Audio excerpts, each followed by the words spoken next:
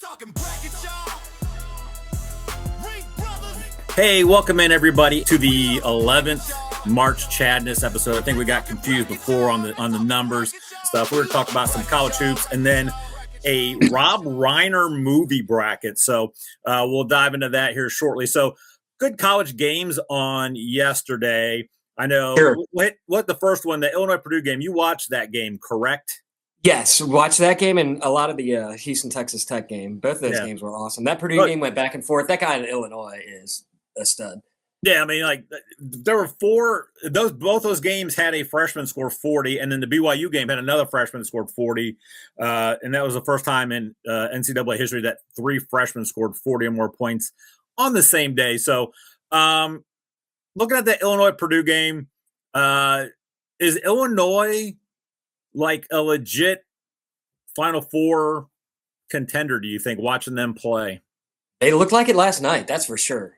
Yeah, it was on the road all too. the time, I'm like, man, this team might just be legit. Yeah, and it was on the road. I like Underwood as a coach.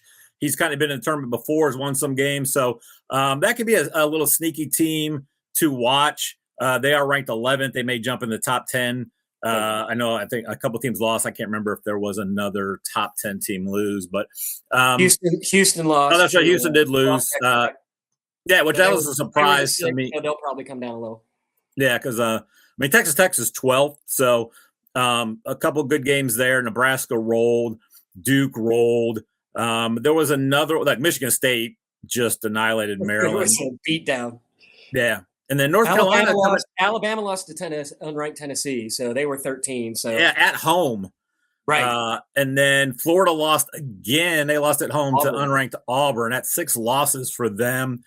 Carolina, 3 of their 4 losses have been in the ACC, but they beat 14th ranked Virginia. So that's a team I could see also too creeping up into the top 15 by the season's end. And if they make a run in the ACC tournament, they could be a team to watch for as well. We have 3 unbeaten still. Arizona, the number 1 overall team in the country, is unbeaten. Nebraska, surprisingly, in the Big Ten as the 7th ranked team, unbeaten. And then Miami, Ohio, sneaking in at 25 this week in the AP poll, also undefeated. So I think this is going to be a year where we may have a non-eventful first round. You may still have your 12s and 11s win a game or two, but I don't know if maybe a 13 beats a 4, but I don't think there's going to be some crazy upsets in that first round. But then once we start getting the Sweet 16, then I can see these like 5, 6, 7 seeded teams maybe knocking off a 2 or 3, because it seems like there's a lot of parity within like the top 20 this year, which I'm all for that too. Like I love the upsets, but they don't usually go too far. So I can see that coming this year just because there's a lot of teams I think that are good, and just depending who gets hot at the right time. Agreed. So that was a quick NCAA rundown. Again, I'm trying to get with Reimer to come on next week. It's just with this weather and stuff. I was like, I'll wait till I get back in the studio because I was not coming in the studio. Who knows next week? It's supposed to be like still cold all week until about Monday. So we may be coming from the individual rink households and not the Fan Streams studio. So let's dive into this. We had talked about this when Rob Reiner passed away, that we were going to do a Rob Reiner bracket. So we will dive into that here shortly. We will take a quick break for those of you that want to just see the NCAA, or those that want to go to just the bracket and don't care what the rink boys, even though we do know ball, have to say about the NCAA. You have a break here. So we'll take a quick break, come back, Rob Reiner movie bracket. Also, if you're here just for the commercials to see if we landed Eggo yet, then this is the time to listen to the commercials. We'll see. Like at some point, we could get Eggo. So we're gonna take a quick break, maybe with Eggo, and then we'll be back with the Rob Reiner bracket here on the FanStream Sports Network. Sports fans, it's time to gear up. Head to fanstreamsports.com and check out our brand new merchandise store. We're talking bold t-shirts, 3/4 zips, hoodies, hats, mugs, and more. Everything you need to rep your favorite shows and your favorite crew. Whether you're rolling with the JP Peterson Show in Tampa Bay, From the Rough in Dallas, the Tim May Show featuring Clay Hall, or the Jeff Thidoff Show in Ohio, or any of our FanStream Sports original programming, we've got the perfect look for game day and every day. So don't wait. fanstreamsports.com. Click merch and grab your gear now. Wear the stream, live the stream. fanstreamsports.com. Let's go. Right now, back to the show on FanStream. All right, we do not have Eggo yet, so sorry. Maybe at some point we will. So Rob Reiner bracket, we talked about this when he passed away, that we'll probably need to do a Rob Reiner bracket soon here. We did that. We were going to do another movie bracket of somebody we left off of the Saturday Night Live cast members. We've done this before. The first week we had to apologize because we totally left off Malcolm in the Middle's theme song on the very first episode. We just totally missed it. This week, nobody commented. One of your buddies said he thought it was Chevy Chase, but we left Chevy Chase off on purpose. Correct. We mentioned this guy in the Saturday Night Live cast one last week. We totally left Adam Sandler off the SNL cast member bracket, and he was on my list. This is what I think what happened. He was on my list. We both sent each other our list. He was on the list, and I think I had him originally as a 5 seed, and then diving into stuff like, I thought maybe he's going to be a 6 or 7. So I think I took him off the bracket, and then when I added other people in, I never put him back on. Because I remember at the end, like, why am I a guy short? And I'm like, well, I'll just throw Chris Kattan at 16. So Adam Sandler should have been on the list. You and I both love The Sandman. He probably would not have gone past the second round. He may have got to the Elite 8 depending on where he would have been. He would have been probably a 6 seed. But we do apologize to Mr. Sandler, all his fans, including us. But we will do an Adam Sandler movie bracket to make up for our mishap there. So I have a prepared statement. Okay. Because I know he's a listener. So yeah, I'm gonna go solo screen on you on this. All right, dearest Sandman, we here at March Chadness and FanStream Sports offer our deepest condolences in light of this egregious lapse of judgment. We assure you this will never happen again, which should be easy as it was a one-time only bracket. Also, I was wrong. You were right. You're the best. I'm the worst. You're very good looking. I'm not attractive. And yes, we will make it up to you by doing a bracket just for you. Thanks, Nate, for that statement here from the March Chadness team. So look for that down the line. But right now we're doing a Rob Reiner one. Rob Reiner passed away several weeks ago. And then looking at his movies, man, he had some big time, not only just heavy hitter movies, but movies that are rewatchable and have stood the test of time. There was a lot of these movies, like they were from the 90s, and they still hold up. It's another one that's going to be very top heavy, I believe. And we're going to do something different. It's going to be a 12-team bracket, so I do not have a bracket to pull up. It's very time-consuming to make those brackets in Excel, and I don't know how many more 12 ones we're going to have. So there just wasn't 16. I don't think that we're going to get there. And then the ones we were going to throw in, we were going to have to go watch, and we didn't really have that kind of time. So I'm doing a 12-team bracket. The four top seeds are going to get a bye. It's just going to be like the college football playoffs, and then we'll do the other ones, and then we will seed according to who wins that first round as well. So the top 4 seeds, first of all, number 1 overall seed, Princess Bride. Number 2 is Stand By Me. Number 3, Misery. And then number 4, A Few Good Men. You want to talk about any of that? Do you think that's the right 4 to get the buys? Yeah, I think probably it is the best. There can be arguments made for Spinal Tap maybe, but I think these are my 4 top ones that I watch the most. So yeah, I think that's the right call there. Yeah, and if you look at it, like Spinal Tap was the one with A Few Good Men that could have slid in. I just rewatched Spinal Tap the other night because it's been a minute, and I just felt Few Good Men just kind of edges it out. and we'll talk about that stuff later. So that's where we get there. So Spinal Tap is 5. It's going to go up against the 12 seed Bucket List with Morgan Freeman and I believe Jack. Yes, sir. And then 6-11, When Harry Met Sally versus Ghost of Mississippi. 7-10, American President versus North. And then the 8-9, Sure Thing versus Spinal Tap 2. So let's kind of dive into this. I will admit, I have not seen Bucket List, Ghost of Mississippi, and North. I started watching Spinal Tap 2 and I fell asleep just because I was tired. Noah got sick last night and I was watching it. So, and then, trying to prepare for Snowmageddon. So, there's ones that you have not seen on this list? I have not seen Ghost of Mississippi or North. Okay. And you may think that it's kind of cheesy for us to not watch these movies, but here's what I'm going to tell you right now. Neither one of them are going to win against the powerhouse above them. So it's just, like I said, you wanted to watch North. And I remember when Ghost of Mississippi came out, it was like one of those movies. I think it was good. It was very dramatic, the content and stuff like that. We just didn't get around to it. So yeah, I didn't have enough time. No, which is why we didn't do the Sandler movie one, because it would have been 16, and there was a bunch I had not seen yet. We'll get to I'll get my rant on the the airing of streaming services grievances here in a minute. But so you saw Bucket List. So let's go Spinal Tap Bucket List. What about Bucket List? I remember when it came out, it seemed interesting because it was Jack and Morgan Freeman. The content of it just seemed like it would be kind of a funny movie. You watched it. Enjoyable, watchable. Horrible. Yeah, it is. It's good. I'll watch it again if it's on. I'm not going to go out of my way like I need to watch Bucket List. Right. That's kind of how I stumbled upon it the first time. It was just on, and there was really nothing else on. I was like, I'll check this out. And yeah, I mean, it's Morgan Freeman, it's Jack, it's good. It's sad. It makes you laugh. It's it does it all.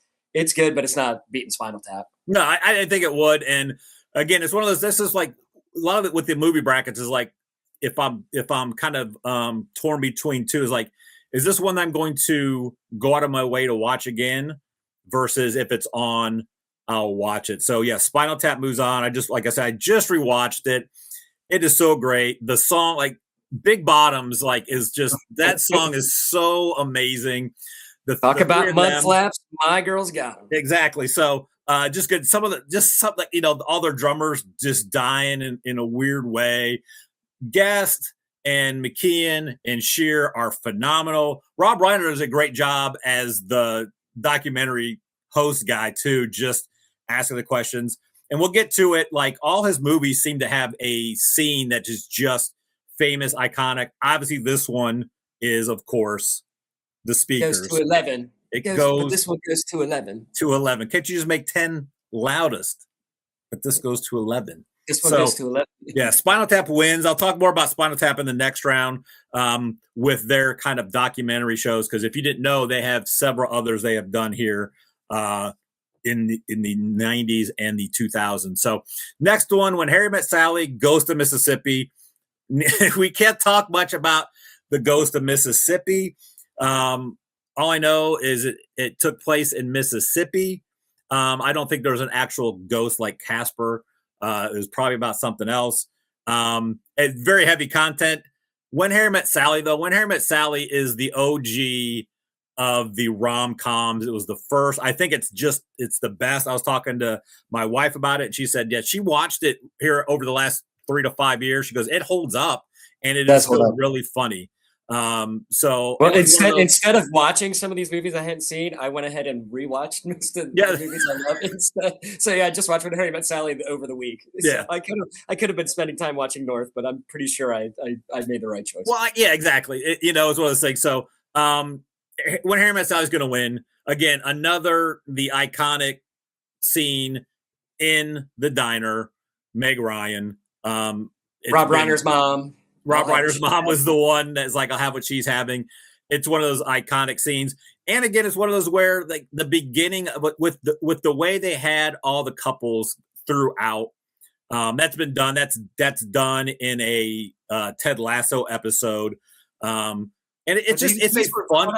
In my research, those were real people, actual couples, not paid actors. Yes, exactly. So a fun movie, and even like Bruno Kirby and Carrie Fisher are great as Carrie well. Fisher's awesome. Yeah, I mean it's just like it's a great cast. It's a fun movie, and there's not really like that part where it just kind of is a lull.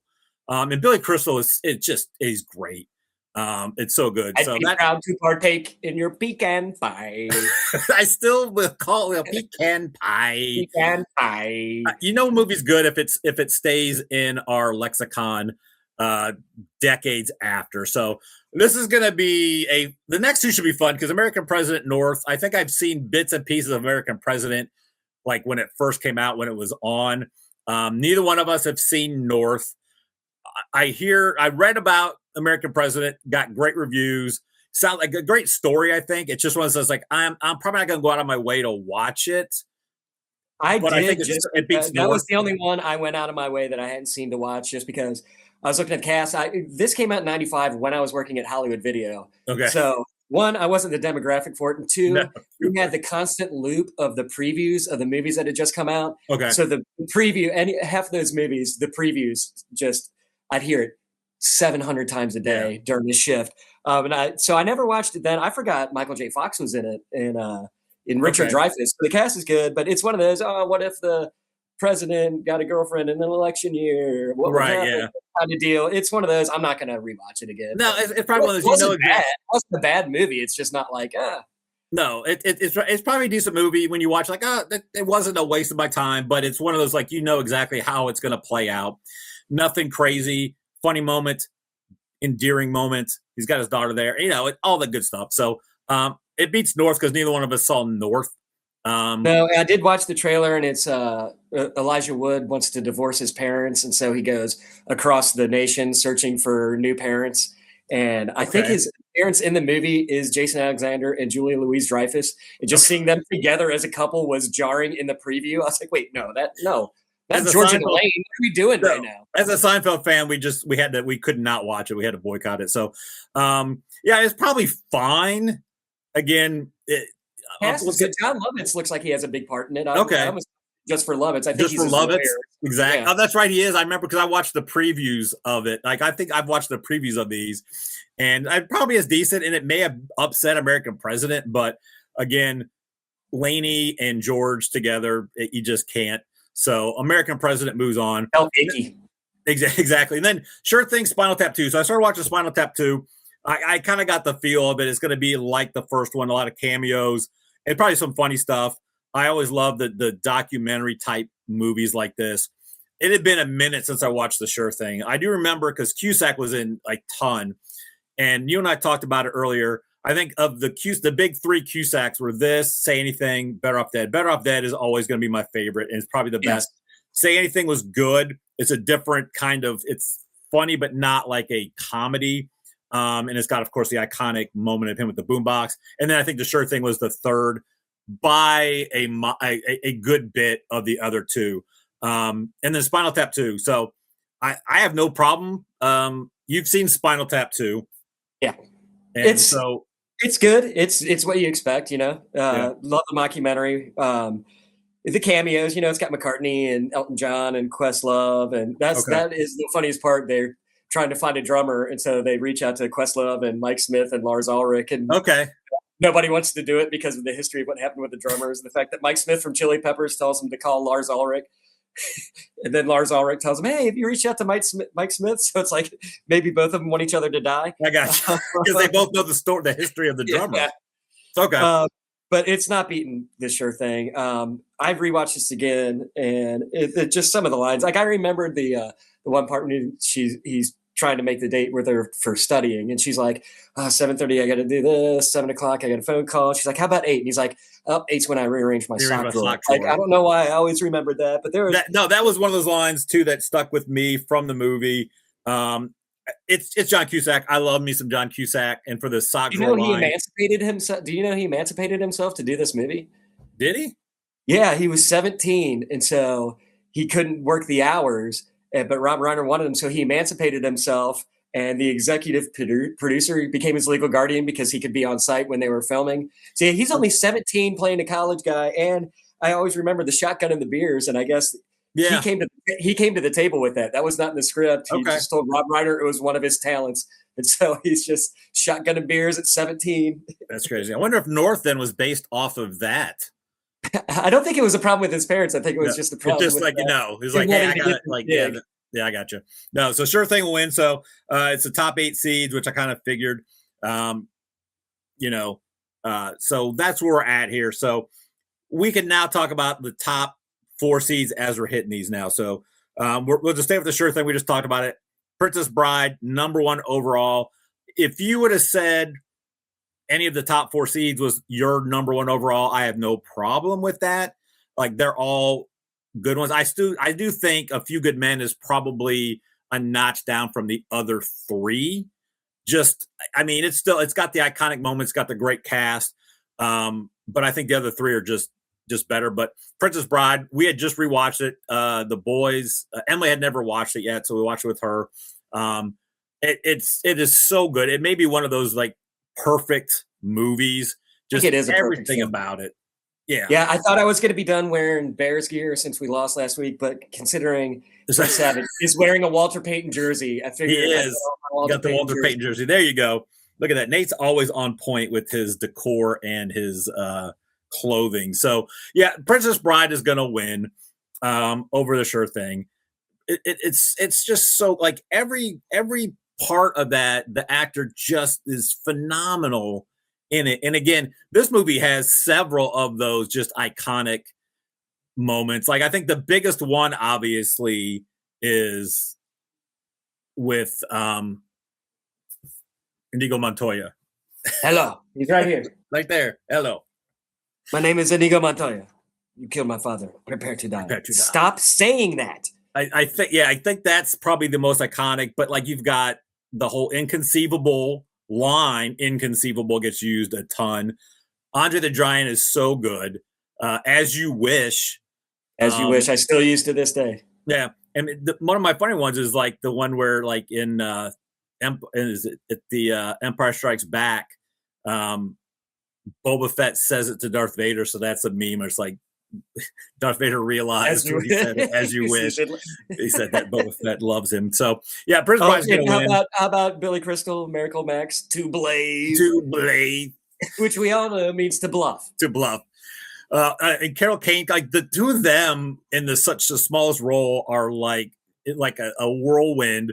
It's just so good. Just everything about it. They come in throwing 120 miles an hour. Yeah, no, it's the best. And then Christopher Guest is the 6-figured man who is in the Spinal Tap movie. So he likes to reuse certain guys. Exactly. So wait, if you've got good actors that can riff, do improv, that kind of stuff, ad lib and everything. So Princess Bride moves on. We'll take the winner of. So we will not have we were never going to have a Spinal Tap off anyways because of Sure Thing. But A Few Good Men, Spinal Tap, which is probably going to be maybe the best second round game. Like I said, I just rewatched Spinal Tap. I had watched Few Good Men in a minute, but I had watched it so often when it was first out. It was one of those it was one of my favorite movies there for a stretch. It was just good. I mean, just everything about it is good. The cast is unbelievable. I'm sure you use this in the Kevin Bacon game all the time. Huge link. It's one of those, that and probably JFK are the two. Like if you can get to one of those movies, then you're gold. So, right. Are you leaning one way or the other on this 4-5 matchup? Yeah, I think I am. I do want to say Spinal Tap was it the first mockumentary? It might be. I think it was. It was the first mockumentary type. And if it wasn't, it was then like the most famous for a minute. And then it really spawned all the other ones kind of steal from because of Spinal Tap. Well, and it's the fact that it's directed by a guy who was Meathead, his first movie, and it's got a bunch of guys that weren't rock stars. And I've heard rock stars in interviews forever saying they couldn't believe how true some of the crazy stuff, the stories in Spinal Tap is. Like they're like, that's not a mockumentary. That's actually real. There's actually, you can get on YouTube and look up real life Spinal Tap stories. And there's Slash and AC/DC and Judas Priest and Foreigner and Mike Portnoy all have their real life Spinal Tap stories. Those are fun to go down. But A Few Good Men, I think, is the epitome of rewatchable movie. If I turn it on, if I see it's on, it doesn't matter what part it is. I'll be like, all right, I can watch it from here. Let's go. You know, Yeah. A Few Good Men, which I might have been brought to you by Yoo-Hoo. Have you seen the movie in a while? Do you remember how much Yoo-Hoo references there are in this? Is there really? No, it's been a minute since I watched it. I did not know that. No, I'm with you. Like Spinal Tap, I don't even think Spinal Tap is Christopher Guest's best like mockumentary. I think it's probably third because I think Waiting for Guffman and A Mighty Wind are way better. If you've never seen either, but if you've never seen Waiting for Guffman, that movie is so good. Spinal Tap is great because the three of them sang and played their own instruments, and like the best part about Spinal Tap, I think, is just the music is so good on it, and it's great. But no, A Few Good Men is just it's a legit blockbuster hit movie. I'll have to now. I'm going to go back when I rewatch it. I'm going to have to like keep track how many Yoo-Hoo references. Well, so I can just give it to you. There's one where him and Kevin Pollak are just at his apartment working stuff out, and he's drinking a Yoo-Hoo. Okay. When he decides he's going to take on the case, he says to Pollak and Demi Moore, he's like, all I have to eat at my house is Yoo-Hoo and Cocoa Puffs. So if you want any food, you need to bring it. And I was like, is he putting Yoo-Hoo on Cocoa Puffs? Did Kathy figure something out that I never thought about? That's what I was just thinking. Like, dude, that sounds probably pretty good. It would either be great or it'll be horrible. Yes, yeah. And then there's the part where she goes to talk to him, and he's doing. So you've been in adult softball leagues. Do you remember? I've been in adult. Did you ever have practice? I don't ever remember having practice where he's just ripping line drives and making them shag ground balls, and it's like so. After the adult softball practice, he hydrates with a Yoo-Hoo, which reminded me of the low hoop basketball over at Dave's when in between games it was little hugs. It was little hugs. Best thing to be hydrating. Yeah, it's 100 degrees out and we're just drinking sugar water. Let's go at it. The beauty of youth. No, like I was in softball leagues forever, like late teens, early 20s, and like we would be, hey, let's go hit some balls. And we going get to like the batting cages is one thing, but fielding ground balls. Well, no, go to back. But we'd get 5 of us would go out to like Sherwood and like just hit, but it wasn't like in a sanctioned like the team would go out.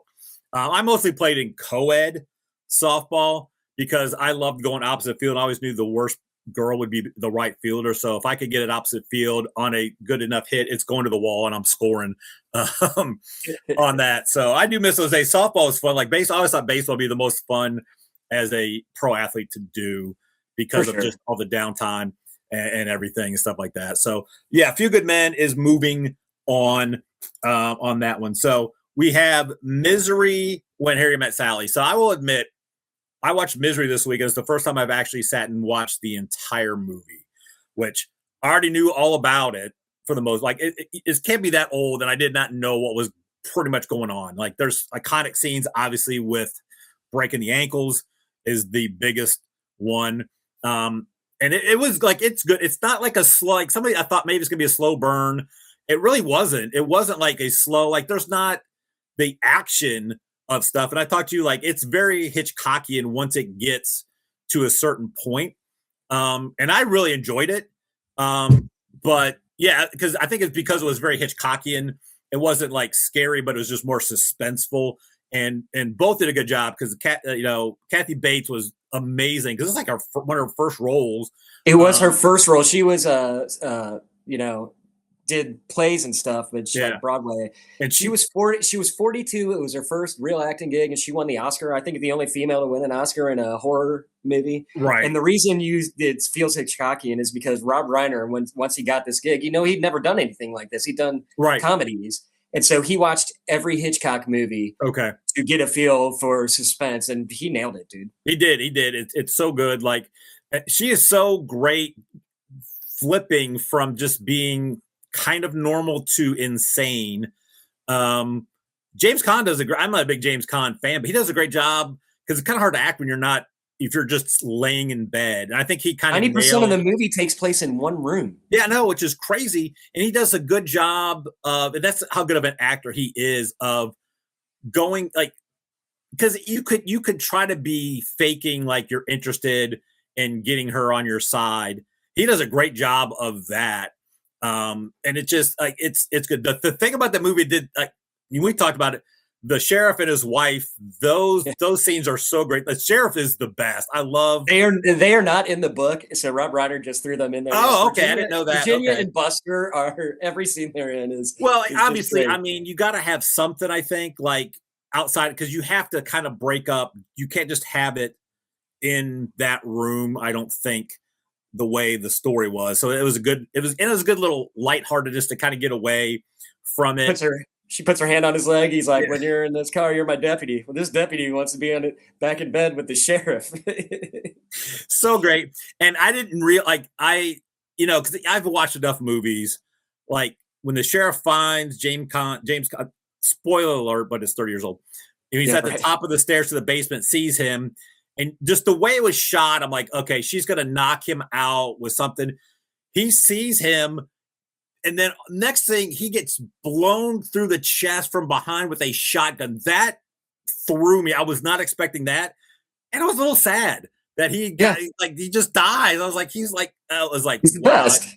That was it. And I'm like, oh, this stepped up a notch and stuff. So, and Rob Reiner did do his Hitchcock cameo when Buster, the sheriff, is in the helicopter pilot, Rob Reiner. Yeah, exactly. Obviously, you got to do that if you're doing Hitchcock, and you got to do that role as well. So no, it was a good film, and I do love at the end the way it ends is kind of because like once that happens, like you got to kind of stick the landing too, or you just end it there, like he gets rescued, but then bringing it back, and I love because there's no way he could not be seeing her, or anytime someone says I'm your number one fan, like that's just in his head, like somebody forever.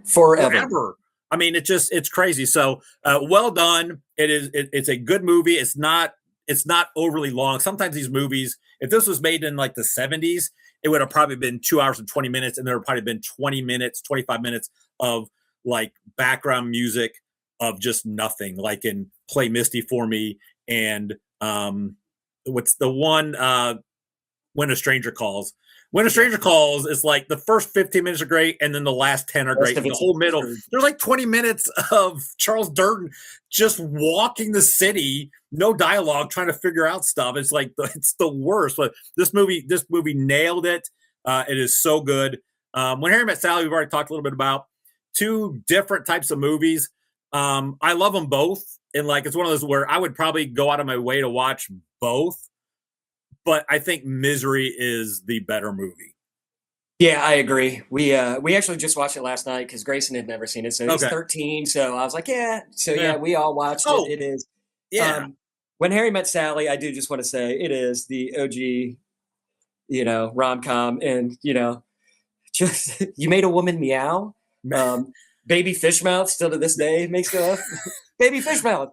Well, I'm telling you, like, and I haven't seen it in a while, but I saw off like every scene, there is something funny in it. There's not like it doesn't take a scene off. No, and I think it's just little things. When he's talking about how he went on his first date and he found out she went to Michigan State, and he goes, that made me think of Helen. She's like, Helen went to Michigan State? He goes, no, Northwestern. But they're both Big Ten schools. Like the dialogue, that's the thing that makes Harry Met Sally, like I love movies like that where the dialogue drives a movie and it's smart dialogue. Because it's just people like I love that because it's every day, and I think that's where Seinfeld thrived once it hit its mark. Like people, it's like this is like me and my buddies talking. Yeah, him and like, Bruno Kirby having the conversations while they're in the batting cages, or the best is when he's describing that Helen left him and the whole Mr. Zero thing, and he's explaining how his wife is leaving him while they're at a Giants game and they're doing the wave like in mid conversation. It's just so great. Like there's so many, like you said, the little things and the dialogue is so great. And I think Billy Crystal, like you'd have to have a guy like Billy Crystal or like a Steve Martin or somebody that could just, carry the movie with their just natural comedic timing. And stuff like that. So they nail it. It's great. And I love it. I still enjoy it so much, but I just watching Misery. I'm glad I watched Misery because I would probably be on the When Harry Met Sally side. But Misery, it's good. It just was done so perfectly. So Misery moves on. We'll take the winner of Stand By Me, American President. I don't think there's really much of a conversation here. There is zero conversation to have. No, Stand By. This is what I'm going to say. I'm going to get on my like airing of grievances here. I wanted to watch Stand By Me because it had been a long time since I've watched it.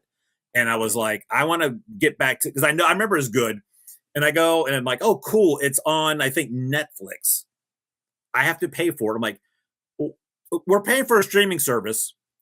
I have to rent or buy a movie that's like 30 years old. Like that's like, there should be a limit. After a movie is probably 5 years out from the theaters, if it's on a streaming service, it should be free. I should not have to be paying to watch Stand By Me, which is partly why my wife is now starting to like go buy like actual DVDs to have, because, at some point, when the overlords and the stonecutters take everything over, and then if you say something or post something on Facebook and they don't like it, they'll shut your streaming services down. We'll still have old DVD copies and stuff like that. But I was bummed because I was really wanting to watch it again, because it literally had been probably since it came out, like probably in the 80s or 90s, like when I last watched it. Oh, that's tragic, man. This movie gets watched like once a year in our house. Yeah, I always have little kids. I've always had little kids in my house for the last 26 years, and I don't have time for that kind of stuff. I don't have the free time of the 2-kid dadum as I did as the 6 kids. So talk about Stand By Me, since you watch it all the time. Some highlights. What makes it so great? The Richard Dreyfuss, the narration, a lot of, movies, sometimes the narration doesn't work. It works great in this. The whole cast, Jerry O'Connell, Corey Feldman, Will Wheaton, they're all great. But I mean, River Phoenix is 14 years old. Yeah. And some of the scenes, that whole scene with the milk money and him bringing it back, I mean, that kid just had chops. It's tragic. There's a great John Cusack cameo. Yes, there is. The older brother, dude. Kiefer Sutherland is great. It is. When we go play in the creek in the woods, my entire childhood, I was worried about leeches. The whole story with the pie eating contest. I mean, this movie's fantastic.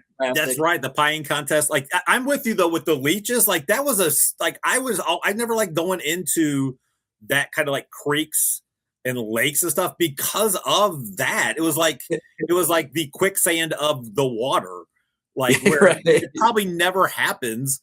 But you're still as a kid, like I don't think about it now. It's like, because I realized, like leeches are there, and it's not a big deal if you get a leech on you if you see it. But no, that was like, that leech, that was crazy. The and chubby, it's one of the best kind of coming of age stories. Kids. And the last line might be the best. I never had any friends later on like the ones I had when I was 12. Yeah. Jesus, does anyone? It's when he's typing it in like that, it's so good. Like, I love that kind of stuff, especially now when we're older. Those kind of movies wreck me, because like they always like like it's from The Office. I wish we knew we were in the good old days while we're in the good old days. Or you never know when the last time you and your friends were out playing. Like, again, I saw someone because you never know when the last time you picked your kid up is. And I saw a dad with his 15-year-olds like, I'm picking you up because then I will remember the last time. They're both crying and that kind of stuff. So now I'm like, do I have to have all my kids come over and I'd have to try to lift up like Xander and John? You might have to do you could do a fireman's carry with them. I could, for sure. I could do a fireman's, yes. So those movies are just great, where it's like, it tugs on the heartstrings. And it's got funny moments, but it's really like a serious movie, but it's just well done. So yeah, Stand By Me. That was the first movie that Stephen King was happy with that was adapted to a movie. Okay. That's why Rob Reiner got the Misery gig too, is because Stephen King finally was happy with one of the adaptations of his books, Yeah. Which is crazy. He's done 2 King books and he did them both so well. And he's not. They're 2 completely different movies. They are, and they're neither one of them are like in Rob Reiner's wheelhouse, which is comedy. Right. So all right. So the final 4 are the top 4 seeds, which I kind of knew, and I don't mind it because I think now it could be. It may not be the number 1 seed wins, because these movies, I could see any 4 of these movies kind of winning it, and I would not be upset with it, because I think different people probably have different ones as their favorite, depending on how old they are, when they saw it, that kind of stuff. So Let's start with, I think, the easiest of the two matchups here: The Princess Bride, A Few Good Men. I'm gonna tell you right now, I love A Few Good Men. I tell you, it was one of my all-time favorite movies. It was kind of like, I think The Usual Suspects kind of took over that mantle when The Usual Suspects came out. It's one of those things in the TV show Friends. It's the when they're doing the game show to see who's going to get the apartment, and Yes. it's like what does Rachel say her favorite movie is? Dangerous Liaisons. What's her actual favorite movie? Weekend at Bernie's. Weekend at Bernie's. It was like me for a while. Like, I would tell people my favorite movie was Usual Suspects, but my all-time favorite movie is Napoleon Dynamite.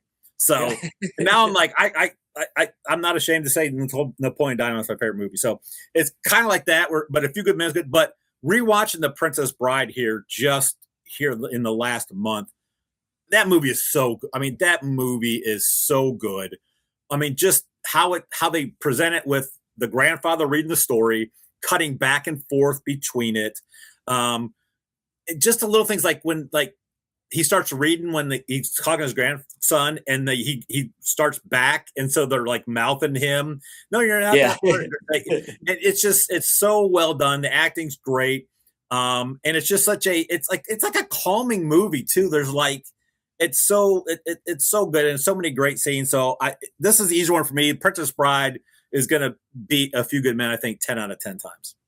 It's maybe not 10 out of 10, but yeah, I would say A Few Good Men is a no-hitter and Princess Bride is a perfect game. There you go. It'll win 11 out of 10. I remember, I remember the first time I saw Princess Bride, I was staying the night at Aunt Joyce and Uncle Frank's for whatever reason, I don't know. Yeah, who And knows? cousin Debbie and I went to Blockbuster and we rented it, and I remember being like, Oh, no way. oh no. And so I think if it weren't for that Fred Savage, Peter Falk banter at the beginning, because I was 9, And Right. so Fred Savage's character is like, is this a kissing book? If it would have just started with the movie, I probably would have made it 5 minutes in, but the fact that it's the back and forth with him and his grandpa, and he's like, not really into it. Right. He's got the Walter Payton jersey on, so I'm already in. Yeah, exactly. Like I said, it's done perfectly, because I think if that movie is just presented as the movie without like you said, without the Falk and Savage part, I think it's fine. And I think this makes it a better movie with that going on as well. Because then you even have the little side thing at the end, where it's just, can you come back and read it again? Right. As you wish. The relationship with him and his grandpa, that's, it's perfectly done. And he says, as you wish. And it's so as good. you wish. That is as right. As you wish. So, and it's But, Andre the Giant. And it does have Andre the Giant. Yes. Fun hip hop. Exactly. I do want to say a few more things about A Few Good Men. Did you know that the guy who played Harold Dawson, Wolfgang Bodison, that guy, he was the scouting guy for Rob Reiner, like location scout. Oh, He wasn't really? an actor. And Rob Reiner was having a hard time finding somebody to fit the character Dawson. Okay. And he looked at the part. He's like, hey, man, have you ever acted before? And he's like, no. He goes, have you ever thought about it? He's like, no. He's like, do you want to do this?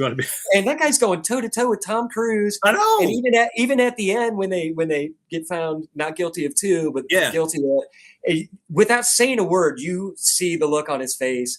And it's like, man, this guy never acted. And Rob Reiner's like, he might be good for this. He might be good. And Kevin Bacon is just great as Smiling Jack Ross. He is like the Bacon Cruise like friendship is kind of great.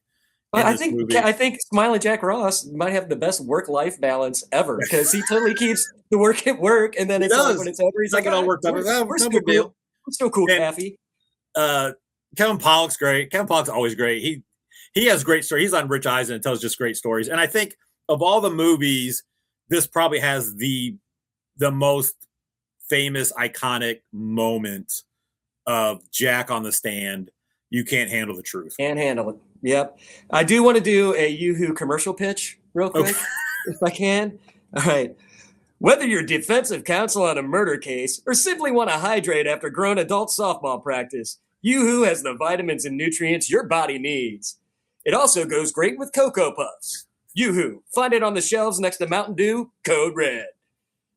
There you go. Hey, if Eggo falls through, Yoo-Hoo, if they still make it, you probably need a little boxes of it in the fridge right now. There you go. You probably need a little bump. I don't ever see Yoo is weird because I don't think we've ever seen a Yoo commercial and everyone like knows what Yoo is. So no.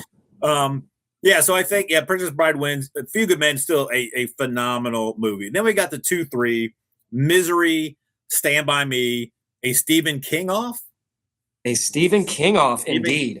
we always got to find an off in our show. So again, we've talked about both these movies. I could go either way. Like I'm kind of waffling. And you shouldn't waffle when you have this. What you need to waffle with is with Eggo waffle if you're going to have waffles. So Eggo, that could be your thing on our show, the Eggo waffle moment of the show where we're waffling between what we do. So this waffling moment brought to you by Eggo. Is that the waffling moment brought to you by Eggo? I could have a little sound thing at the thing with like a good voiceover. I'll have to go on LinkedIn to see if I can find any connection to Eggo. So are you leaning one way? Do you have because for me, it's been forever since I'll Stand By Me. I just saw Misery. Are you leaning one way or the other on this? Yeah. And again, I'm going to use this. I think Misery is a no-hitter, but I think Stand By Me is a perfect game. Yeah. From what I remember, like, I think Stand By Me is, I think it's just one of those movies. It hits different because of the content. We watched it as a kid, and then we have kids. It's just one of those movies that it just hits hard. It is so well done, and the acting is phenomenal. And again, like Misery is great, but I just enjoy the Stand By Me type of movies better. So I'm with you. Stand By Me, Princess Bride to go in the bracket of champions in a few weeks. So again, I'm probably leading Princess Bride because I've seen it more recently. If I was going to watch these back to back, which I could, except Netflix is kind of being a jerk about it, so I'll have to go rent it from the library or borrow it from the library or something like that. So, like I said, I think there's one of those movies. I think this matchup where I could probably go either way, but I think I'm leaning Princess Bride because I do enjoy. I'm always going to kind of lean more towards a comedy, even if it's not really a comedy. I'm going to always lean, I think, more that way. If you got two movies, you're going up against each other. Yeah, this has been my waffling moment brought to you by Eggo. I have had a real hard time because these are two, like if I was stranded on a desert island and I had 5 movies, I think both of these movies might be on that list. God, I do love them both so much, but I might have to go Stand By Me. Okay. Even though Wallace Shawn in Princess Bride is just, I mean, everybody is, but yeah, that whole scene when he's like, "You fool! You fell victim to one of the classic blunders. The most famous of all is never get involved in a land war in Asia, but only slightly lesser known is never go against the Sicilian when death is on the line." That whole scene is great, and he just nails it because he just goes on. I'm not even close to being like it's so good. So I think what I'll do is I'm going to send this out because Dave's going to be like, Dave might know. I'm going to send it out to my wife out in the other room. Stand By Me versus Princess Bride.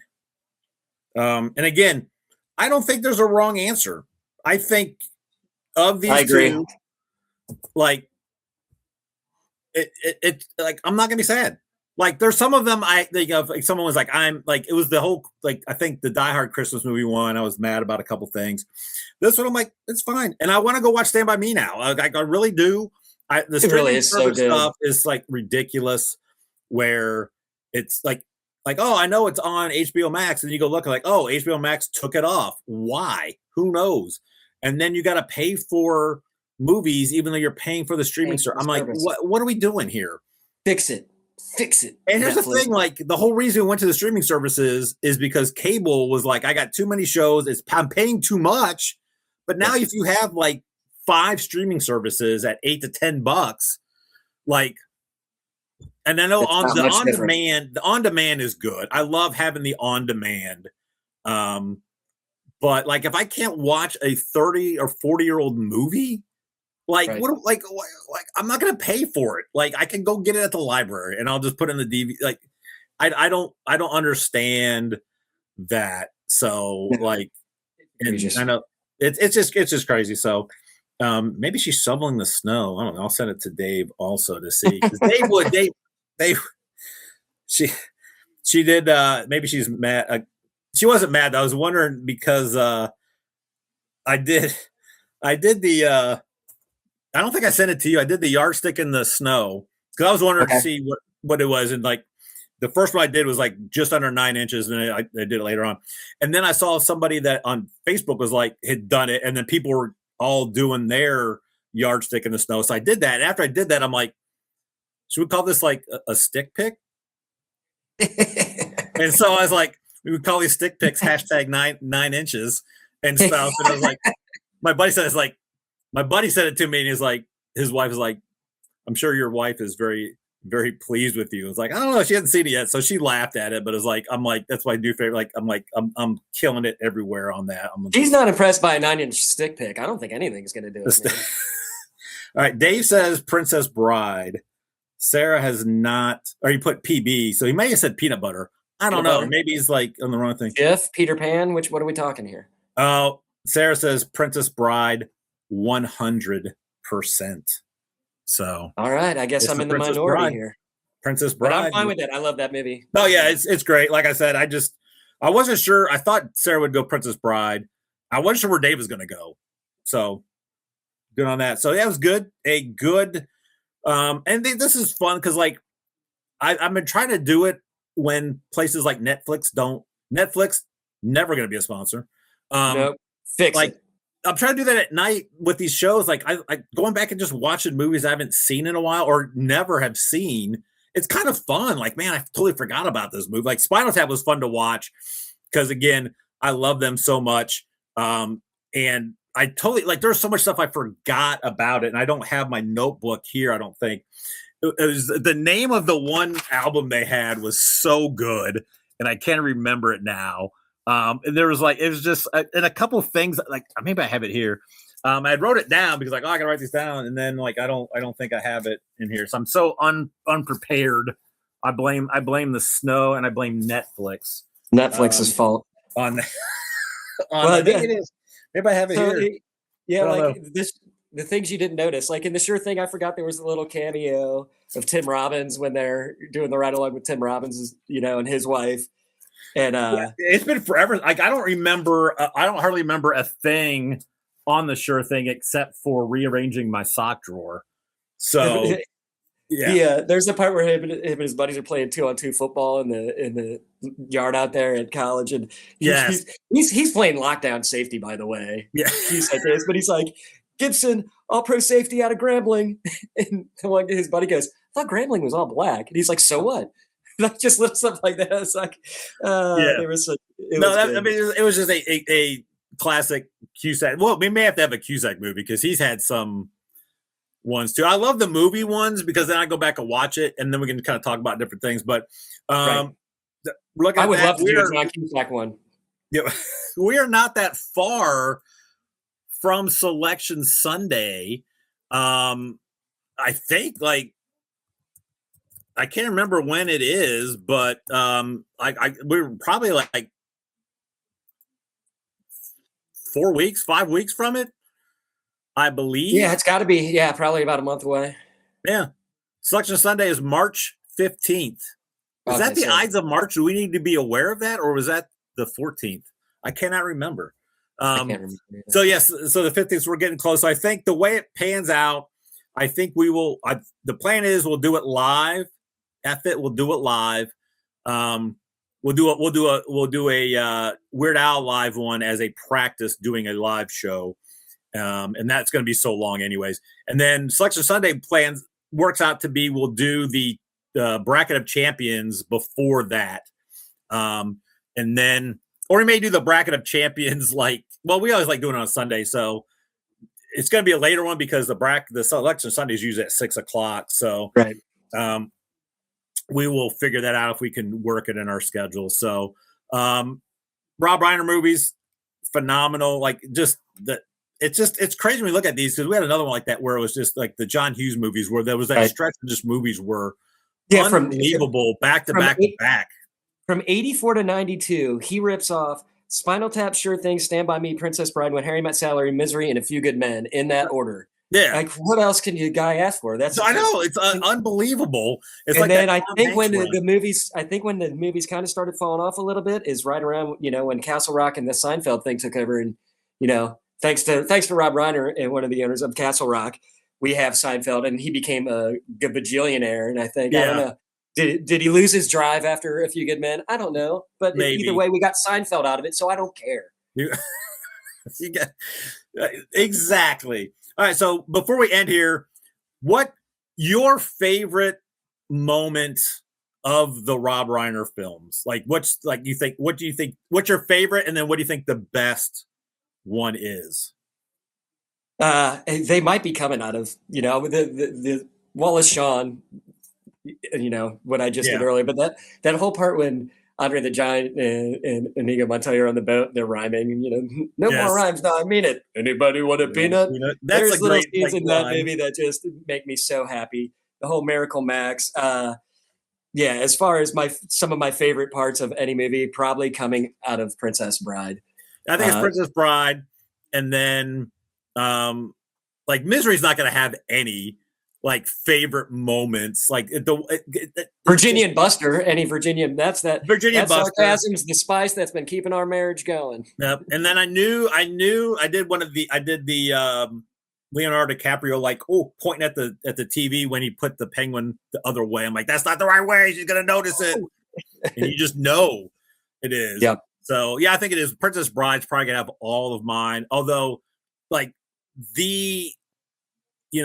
you can't handle you can't handle the truth scene is phenomenal. The way Cruise plays it too, he's all and why the two orders?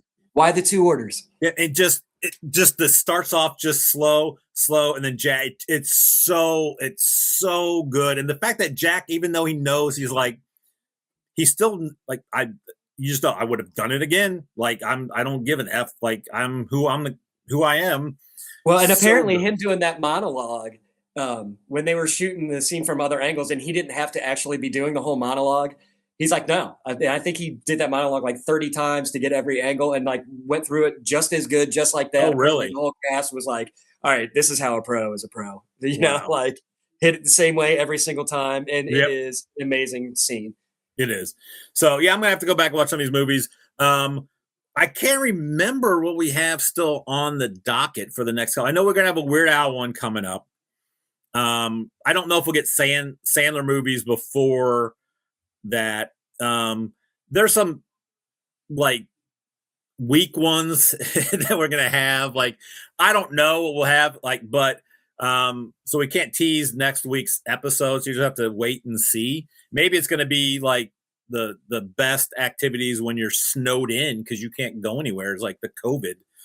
Board games? We can do board games. We could do board games. That could be fun. Maybe we do board games. Just why not? Emily and I were playing board games today.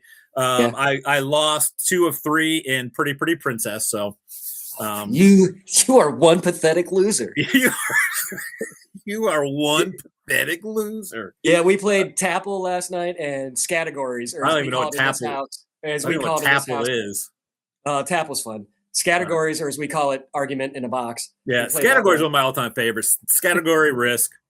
They're phenomenal. So, all right, we may do board games next week. I'm sure Nate will send me a list later on. Thanks for tuning in. You can follow me on X at Chad Ocho Wrinkle. Follow him on X at Nate Lifter 23. Go to FanStream Sports for all our sports content. We're getting more shows each and every day. Nate, good talking to you. Stay warm. Hopefully no pipes freeze. We don't lose power. And we'll see you next week. As you wish. See ya. See ya.